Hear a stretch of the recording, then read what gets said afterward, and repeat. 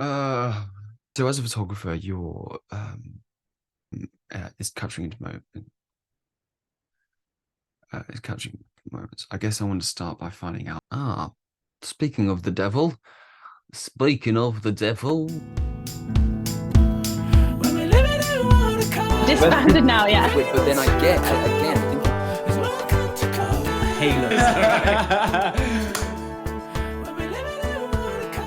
Yo, yo, yo. Capturing raw and intimate moments within portrait photography is something my guest today does beautifully.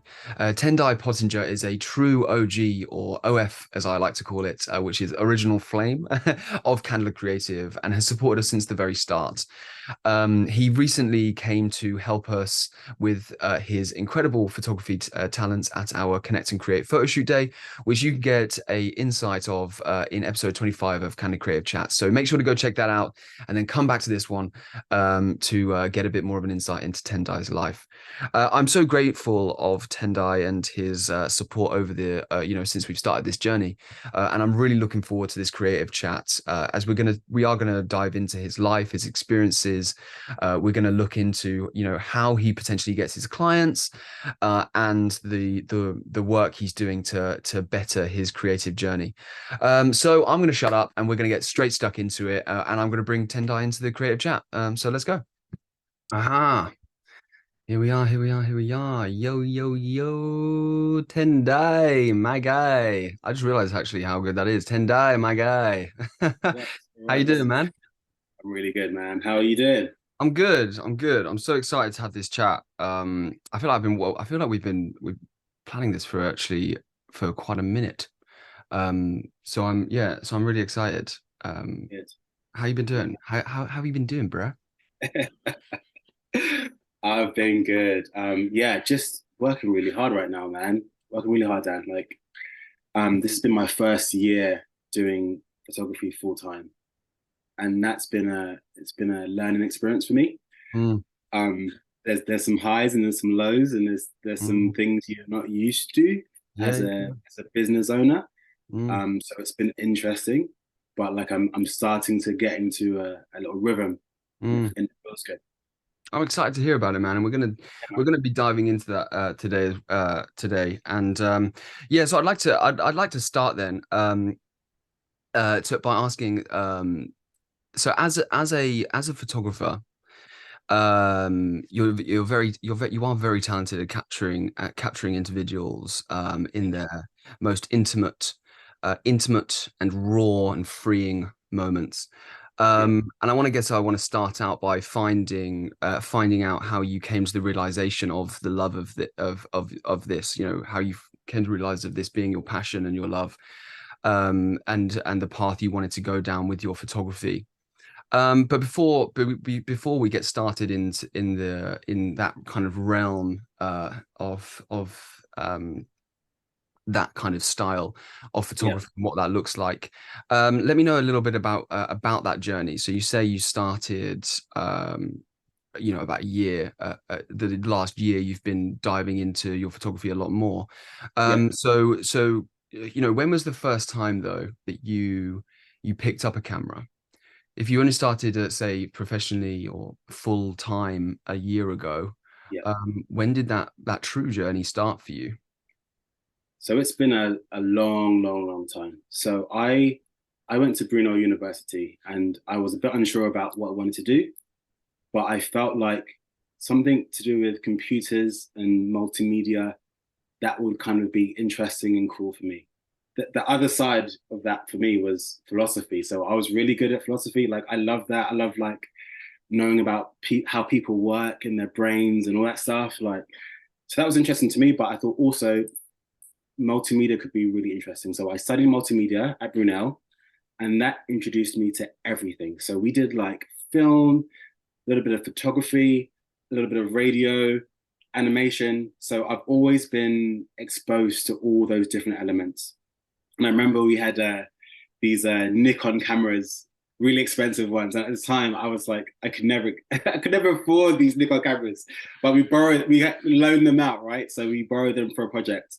And I remember doing a project with some of my friends and like loving the process of creating imagery that just speaks to you, you know, like just going out as some guys, shooting something, creating something, and it's like, oh wow, we did this.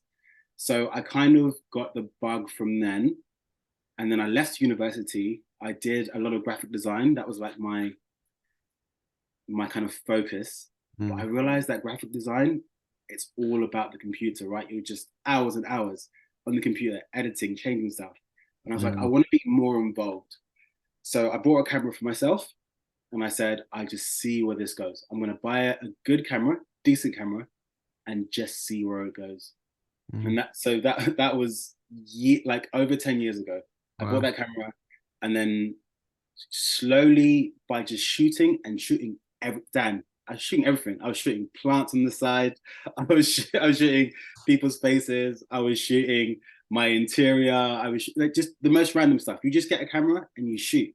You just keep shooting until you like, oh, this feels good, and then you find something that just really speaks to you.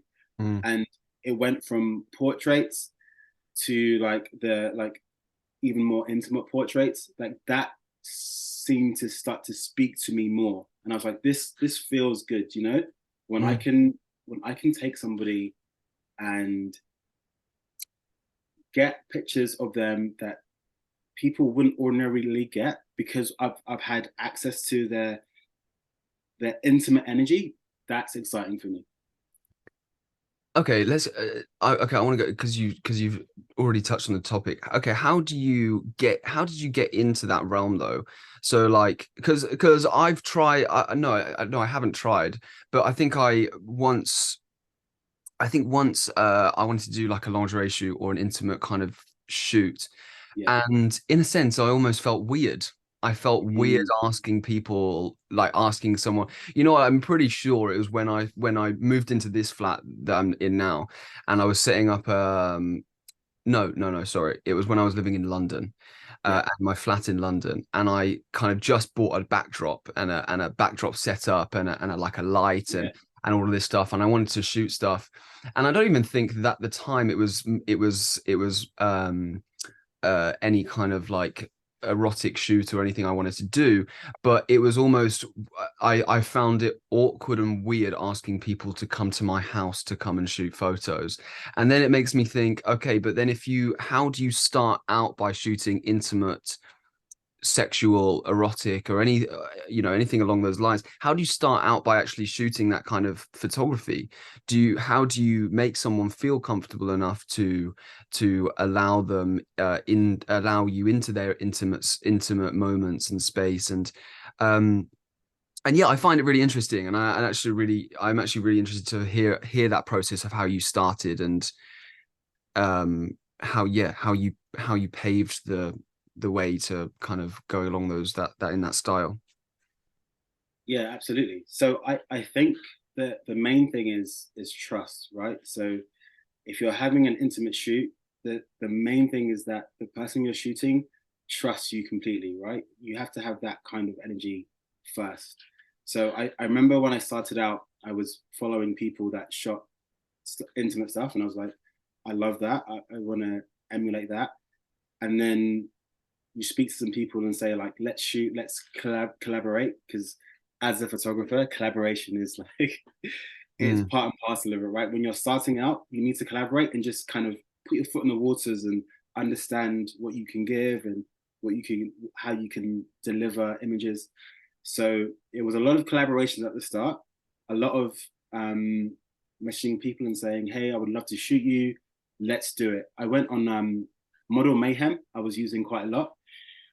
So I would put a casting call. Yeah, it's a good one. I put a casting call on Model Mayhem and say like, look, I'm a starter photographer. I would love to shoot some lingerie or boudoir or some intimate photos. Um, let's collaborate and create some magic. And then you get some people from there, and the more you shoot, you get more confident, and you understand that as long as you are very very honest about what your intentions are. So there are a lot of photographers that maybe aren't so. They're like guys with cameras, just like might have other ulterior motives. But if mm, you're clear about like what you want and you speak to them beforehand, and you are speaking to them in a certain way during the shoot as well to make them feel comfortable. Like they always have their space, Mm, but you're also like, that's the most important thing, I think. Just them feeling like it's going to be a safe shoot, and I can be as free as I want. mm, And if you get that energy and that connection, then you can create amazing images. So mm, yeah, and it goes from there. Like, you shoot more, you post more people that are into that photography see you and see your work and go, I would love to shoot with you, I'd love to work with you. And it's like a snowball effect. So mm, you shoot what you want to shoot, and that hopefully creates a kind of residual effect of more shoots with that kind of style. mm. Why? Because I know you were saying how you, when you picked up a camera, you just shoot everything. And Yeah, was that part and literally. parcel of that? Of like you shot everything, and then your next thing you saw this particular style and you just wanted to shoot it, or was there something deeper with that? Because it seems like you started shooting this and there's a deeper connection with you and the human body, or the free expression of I don't even know the word I'm looking for, a sex epic. Yeah, yeah, yeah. There's more of like a there's more of a there's I feel like you've got more of a connection to it, and what I've Sure. found speaking to different creatives and going on this journey, because I'm exactly like you. This is why I started this podcast, in a sense, is because I love understanding the reality we live in a Yeah. philosophy way. Philosophical, There you thank you. go. That's it. You got it. Philosophical way. And I love seeing the journey and the pathways Yeah. that people take to get to their identity of who they are. And it looks like you're getting into your identity and your true identity and of who you are. So Yeah. there's always ties when it comes to this, where this comes from. And I want to know where this kind of style and this style of shooting comes from. Tell me a little bit about your childhood. That's interesting. So I'm gonna I'll start with this. I used to go to church when I was younger, Okay. and in church it was an SDA church, so it's called Seventh Day Adventist, and it was all about, you couldn't you couldn't express that side of yourself. It was all about sex after marriage. Like, sex is kind of a dirty word. You Mm, can't express yourself that way. You can't experiment, you can't play. That was what I grew up in. And mm, I was like, sometimes when you're getting all these restrictions, it makes you want to know like what that side is. So I feel like from when I was quite young, I was not repressed, but I knew there was certain boundaries that I couldn't express to people that were higher than me, right? So I had to, mm. if I wanted to experiment and explore, that had to be in secret. So that's the start of it. So that's like the foundation. And That's then you get older, and then you're like, okay, church isn't for me. Um, but I want to explore that side of me that I've always felt was repressed, that I've never been able to really engage with, you know? mm, So I think for the thing for me is, you said it as well, like you said, freedom. And that's what I've that's always been trying to get with my photography. And my lifestyle. My lifestyle, I wanted a lifestyle of freedom where I could create what I wanted, make as much money as I wanted, create as much value as I wanted. But it's all about me being free, the people around me being free, and us just like emanating that free energy into the world. mm, So the more I shoot sexier stuff, which I think is like it's a liberation, right? Like when you're naked, mm, that's your most vulnerable and most free, because it's like, this is you, this is your body, this is all you have. There's no mm, clothes, there's no bullshit. It's just you. So when I see pictures of people either naked or nude or in lingerie or just wild and free, that excites me, because it's like, this is what freedom looks like. And mm, I'm attracted to anything to do with freedom. So entrepreneurial journey, that's to do with freedom. I'm attracted to it, mm, right? Lingerie, exotic, boudoir. I'm attracted to it because it's to do with freedom. Creatives. I love creatives because every creative is trying to find some sort of freedom in themselves, and I'm like, yes, I need that energy. Mm. Yeah. That's that's so interesting.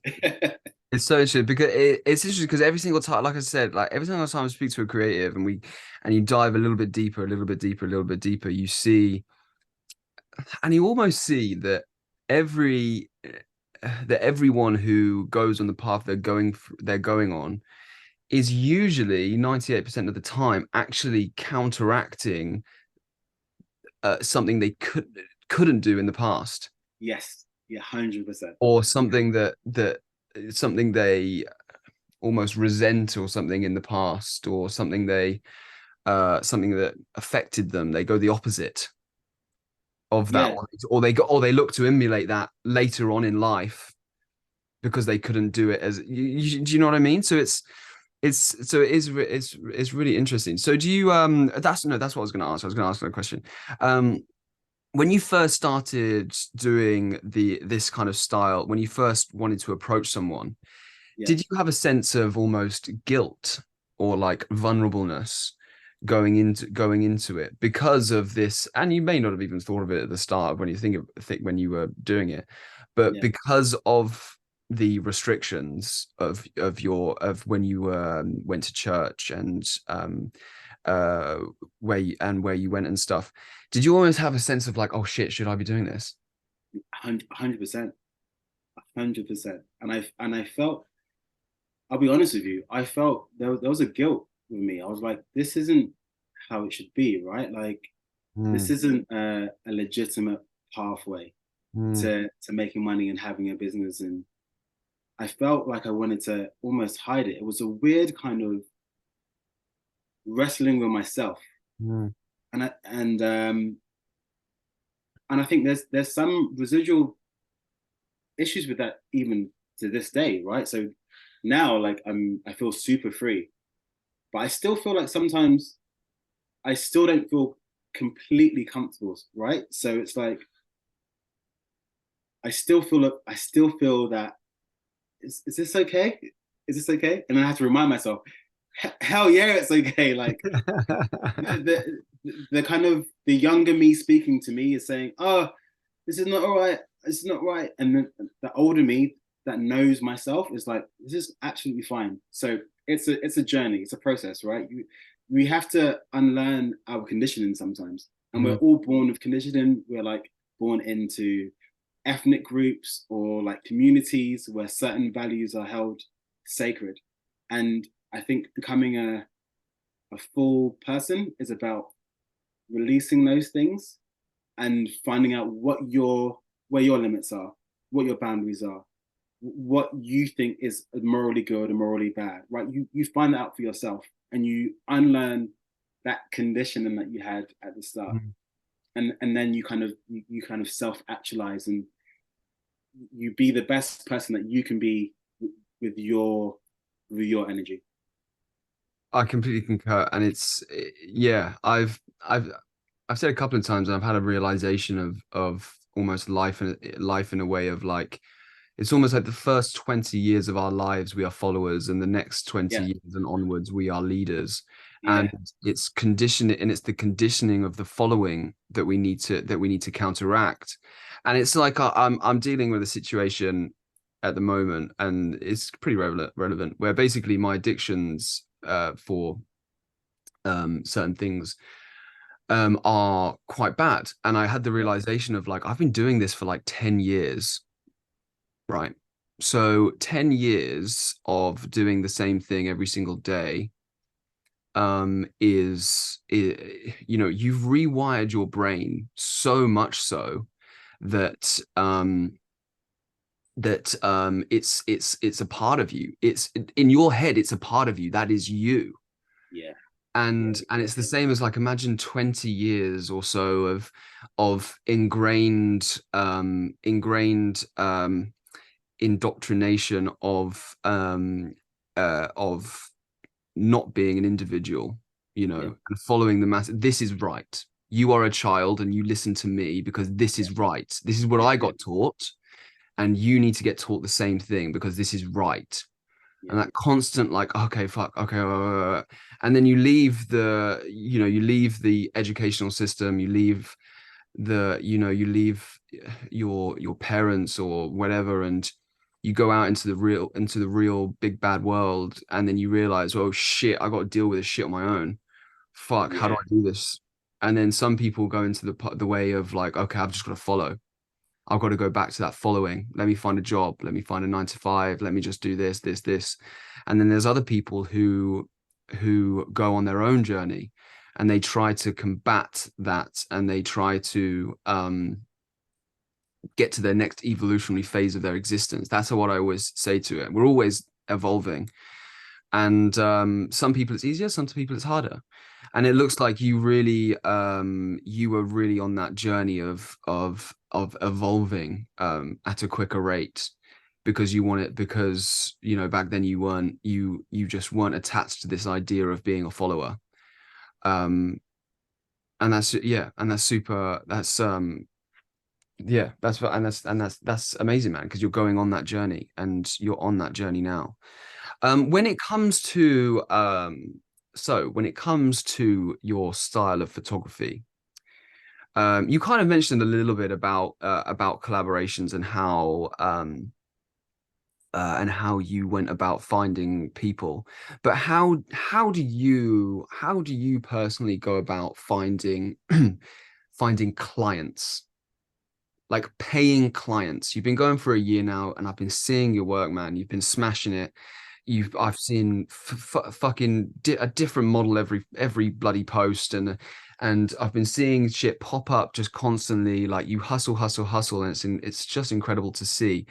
How are you?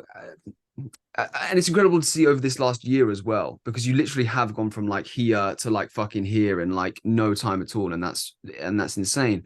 So how do you then go about finding these paying clients so you can sustain your life, you can support yourself and pay the bills? Pay the bills. Yeah, yeah. I think when I started, I was a bit jaded, so I felt like I didn't want to be someone who was. I didn't want to advertise myself and sell myself. There's something about when you're a young creative, you kind of don't want to push people to buy, right? You're like, I don't want to be that intrusive person. So for me, sales was a bad word.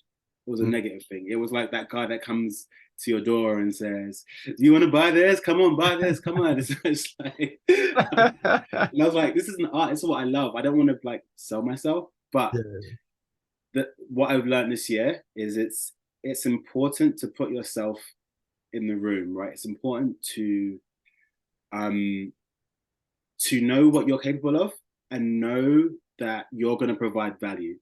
And Mm. once you know you're providing value for the other person, it doesn't feel like sales anymore. It's like, I want to help you. I can help you. Yes, I want to be paid, but like this is what I do. I'm focused on you and I'm focused on helping you build yourself. So Mm. everybody wins, you know? Mm. And But I think knowing your worth within that. it's so the worth thing is probably the biggest thing. Mm. And that's why it always comes down to personal growth, right? Like your your acceptance and love of yourself will reflect outwards. So if you feel crap about yourself, like that reflects in how you speak about yourself and to other people. But if they feel like you have something to deliver and you are worthy and you want to help them, they attach that because they're like, this person is going somewhere and they want to help me and they're doing the best they can, right? That's what they do. Mm. So yeah, it's so weird how the business side lives and dies on the internal, right? And if Mm. you can get the internal right first, how you feel about yourself and how you feel about your place in the world, then Mm. everything else will fall into place from that. Mm. So business and entrepreneurship and art is all about self-love. Like like I love it. that's yeah. I really do know. I really do love that. It's interesting as well because it's almost like almost leading away from this idea of like business, business, business. You know, when they say 80% business, 20% creativity, but it's almost like, because I see creativity as so much more than what people, I mean, we as society think creativity as, oh, you're a creative person, you know, you've got you know, you're a creative mindset. We are Yeah. all creative beings. we Sure. are all Yeah. Yeah. we are all formed from the idea of creativity. Yeah. One and two came together to make three. Yeah. Like it's It's and ingrained in us. Yeah. Yeah. it's and it's so, yeah, it's so interlinked to what you, and you know what you were just saying. When it comes to then this idea of how you know, going straight into it and not wanting to be, say, a seller and having this confidence, did that confidence, say, come from your multimedia background in uni, or you know, having that knowledge, say, from uni, or was that more of an kind of um just your, you know, your personality, or you know, you're just a you're just a confident guy, you just know, like, okay, cool, like I just know I know myself, or yeah. I think the confidence comes from doing, Mm, and especially with the creative arts, the more you do, is the more you feel like you are competent and confident with what you do. So, like I say, for any like a blossoming photographer that wants to just get into it, you need to just shoot your ass off. Like, just shoot as much as possible. Like, interact with people. That's how you get better. You can't get better with theory alone. You will never be a great photographer with theory. You have to do the practical, do the mm, stuff, right? Like, find a client, find a person, shoot their photos, edit their photos, see how they feel about it. Deal mm, with when the photos aren't great. You know, like, deal with the hard stuff that comes with. Sometimes people are not going to like your stuff, mm, and you have to deal with that as a creative. You know, so I always advocate for let's do as much as possible practically and have real world experiences that we can call on. And the more you do that, and the more you know that, look, I can deal with this and this and this and this and this, because there's so many unexpected things that happen with photography. Like, you never know, right? Like, I've had models not show up, I've had like lighting gear not work, I've had cameras not work, and it's like, what do you do in those situations? And mm. that's where you like really grow. It's horrible. It doesn't feel good at the time, Yeah, but yeah, that's where you really grow. yeah. One word of advice: get multiple batteries, guys, for your fucking camera. Please get loads of batteries. Yeah, I Battery yourself up. Maybe even have a spare camera. bro, I was doing a video shoot the other day. A video. It was, in fact, it was my first ever videography gig, and it was through Candid Creative, and one of our core team members, Lana, got the gig, and she asked if I wanted to help out. I told her after the gig that that was my first ever videography gig, but hey ho, it still went well. Um, Good. but it was funny because I'd never done it with my camera before. And Yeah. luckily I've got three batteries. Luckily I've got Mm. three batteries. Because I was getting through, I only had like two full batteries, and then one of them was like half. And I was shooting, it's a 45-minute performance that we had to record. And I was like shooting, and it was like getting hotter, hotter, hotter. So all of a sudden, Oh. battery's gone. I'm like, okay, shit, change. And then that battery's gone. I'm like, oh my God, luckily we've only got 10 minutes left of this fucking performance because this is on 2 bars. I'm like, just go, just pretend. Just it's yeah, so I think I'm gonna get a few more batteries because that's not ideal. But it went You well. can It went never get enough batteries. Yeah, battery life is the best. You know, yeah. just And know SD you have a cards. backup, And SD. and and lights and memory cards, because Yes. your memory card could fuck up. It could die. I've had that too, and my friends have had that as well, and that's the worst. So What did back you up everything. what did you do if you so have you had an experience where you've been on a shoot and your SD card just wasn't working, and you didn't, and you only had the one? Have you I've had a shoot where I've come home and the memory cards got corrupted. Like, oh, that's happened, and that's horrible. And I've also had one of my one of these bad boys, oh my my external God. hard drives has just died. Actually, two of them, and they had a lot of work on them. So I'm in the process of still trying to get one of those back. Do, But like, do you not have I've seen those, and they're really, there's a sturdy, like proper it, bro? sturdy, right? Yeah, the one You take reason it I to got this at the anywhere. start is because I'm pretty sure on the description. By the way, anyone who can't see it, this is a lacy. Is it lacy? Lacie. I say lazy. Lacy, yeah. This is a Lacy hard drive, guys. I'm not getting sponsored, but they're actually really good. Yeah. If you do want to sponsor me and you're watching this, please do because I Hola, agree. yeah. Yeah. So these are actually really good, and the one reason why I got it at the start is because I'm pretty sure in the Amazon description it said that you could run it over with a car and it will still be okay. And That's yeah. That's what you that need to was know. my one. I was like, okay, cool. That should be pretty sturdy. Yeah. But no, that's I've had that done to me before. It was when I first got a hard drive and I think I got a WD. Yeah, I got WD as well. Those are the best. Like those were the in thing at the time. Yeah. Yeah. Fucked it. Lost like 200,000 images and like the whole of my first 3 years of shooting of doing photography, like, just gone. Just That's gone. pain. That's Just like that. painful, It's right? so Yeah. painful. Yeah. It's so painful. There are recovery for anyone out there who's actually struggled with this before. There are recovery things out there where you can go, Yes. like you can pay it's like a service online and stuff, but they're okay. I remember I used it before and I'm pretty sure it got some of my stuff, but then some of it was Mm, just fucked. Like it was yeah. so fucked. Yeah. Um, but hey ho, we live and we learn because guys, my number one thing is with failure comes success, and Love it. fail you will It's true. succeed. Mm, Okay,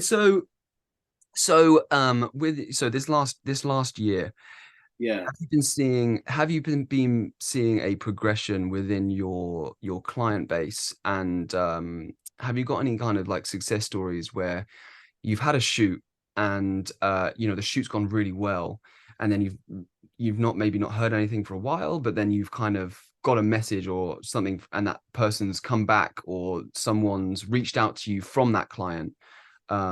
Any kind of like success stories on that kind of front, I guess, seeing as that, yeah. Yeah. Good question. So I find that because I've been in the industry for so long, I will get people just messaging me sometimes and saying like, "Look, I've seen your work. Let's work together." Or people that I've worked with in the past will come back to me and say like, "I have another project." So that makes me really happy. Like if a client comes back and says, "Let's work again," it means that we like our first shoots were great and like they want to work with me again. Like that feels really dope. And I've had that with a few weddings. I've had that with a few events as well. But also like models that have come back and said like, look, we had great like amazing energy. I loved your shots. Let's shoot again. So I think that the deeper you get into this, is the more that you'll have repeat customers, and that's the ideal, right? Like we don't just want like one customer to just shoot and go. I want to contact you and say like, how are the photos? Were they good? Are you happy? Do you want something else? I'm here for you. So I think a really good learning idea for photographers is like aftercare. Mm. Always follow up on the people that you shot with. Always say like, hey, how you doing? You all right? We shot here and here. Like, do you need anything else? That builds relationships. And when you have relationships, when they need something, they're going to call you because you are the first person on their mind, you know? So yeah, it's not just the shoot and it's not just before the shoot, it's also after the shoot as well. Mm. Yeah. That's great. It's a piece of advice I've been needing for ages. I always hear it, follow up, follow up, follow up, Yeah. and it's almost an anxiety to it, isn't there? There's almost Mm, like an anxiety to contacting them again because you don't want to feel like you're trying to, like you said before, you're like trying to sell yourself, you're trying to that's sell it. yourself to them, but it's not a Yeah. case of that. If you change the mindset of it being selling to supporting, um, That's it. if as well as even if you don't believe it, even if you Yeah. don't believe that you're supporting and you are actually selling, by changing your mindset and saying, no, I'm going back to support these individuals with more photos and providing them with the That's it. service, then you're changing your mindset. It's what Mate, I, that's magic. Selling to supporting is like that yeah, has to be hashtag, mate. Selling It's to supporting. Yeah, no, yeah. it's literally it's how I changed my mindset from a negative mindset to a positive mindset. Yeah. When I was younger and going through all these different therapy things and all this and I was had fucking anger issues. I was such a negative individual. And Mm. then one therapist changed my life but with one sentence. Um and she said to me, "You have a negative aura, Dan. So all you're Wow. doing is magnetizing negativity towards you. You change your mindset to a positive mindset, all you Mm. will do is attract positivity towards you. And once you see that, that's all you're going to want to do. Wow, that's deep. And that's all I do now. Like when it, and before I didn't believe it. I was just Mm. pretending to be all this like, oh my God, look, I'm down. I'm a fucking weirdo, and I'm like all happy and positive. Yeah.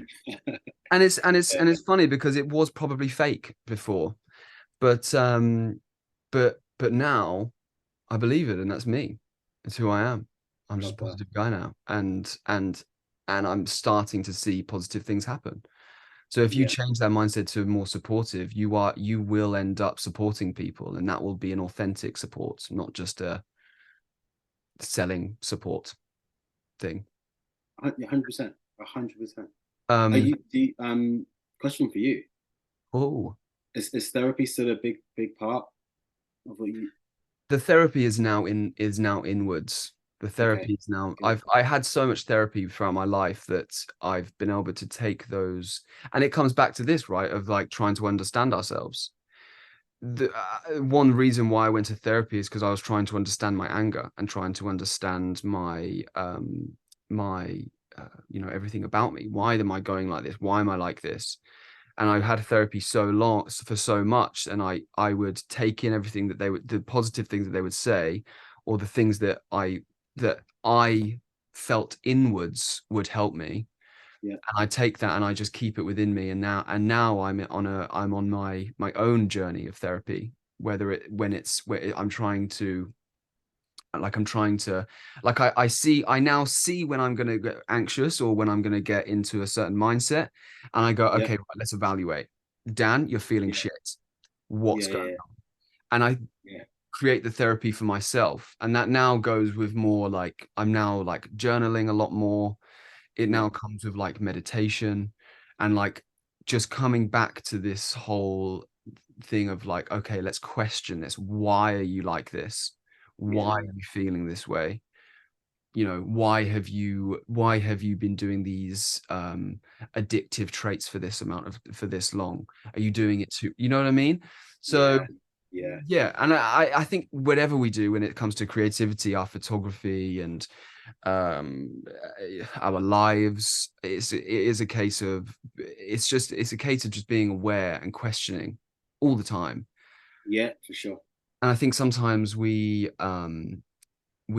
find that hard as individuals, probably because of our past following lives, about Yeah. asking questions, Yeah. because it's a vulnerableness.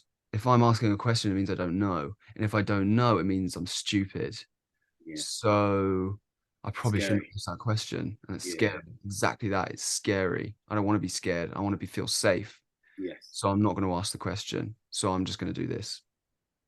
And I think if we can push past that, guys, we can we can fucking go to so many new heights and evolve ourselves to be such amazing human beings and share that to so many more people for them to be more amazing human beings. So yeah, Tendai, this has been fucking amazing. And I'm worried about the timing because everyone knows on here. I should really stop saying this on the fucking episodes that this is on Zoom.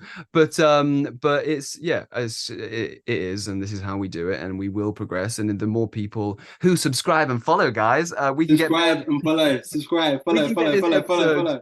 we can get this podcast up to a level where we can get amazing guests, we Let's go. can have more time on Zoom, we can get a better platform, and that's it. Tendai, what where can people find you? Where's the best place for people to find you? So yeah, I have my website, tendai.pottinger.com. I'll spell it out because I've got a weird name. Tendai pottinger.com, or my Instagram at Tendai.Pottinger. You'll find me. But yeah, I'm Fantastic. around. I'm going to put all of that information in the description, so That'd be everyone great. can go check you out. Guys, show Tendai some love. Give him a follow. His Yes. work is incredible, and Thank Tendai, you. just to see your journey, and what I said in the intro as well is how grateful I am to you and your support for me and the community, and the journey that we're taking, and to be able to take this journey now with you, and to see your journey, and to be a part of that is incredible. And I'm totally humbled and appreciate you tenfold. So thank you for that. That was a good. And That was a pun, right? Tenfold, Tendai. That was on oh purpose. my God, bro, this occasionally happens where I just have no idea what's going on and I just say shit That was perfect. and it's actually funny and I should actually fuck. Okay, right, well, cool, guys. Thank you so much, guys. Tendai's been amazing. You guys have been amazing. I've been amazing, and this has been amazing. So thank you very much. Peace out, A-Town.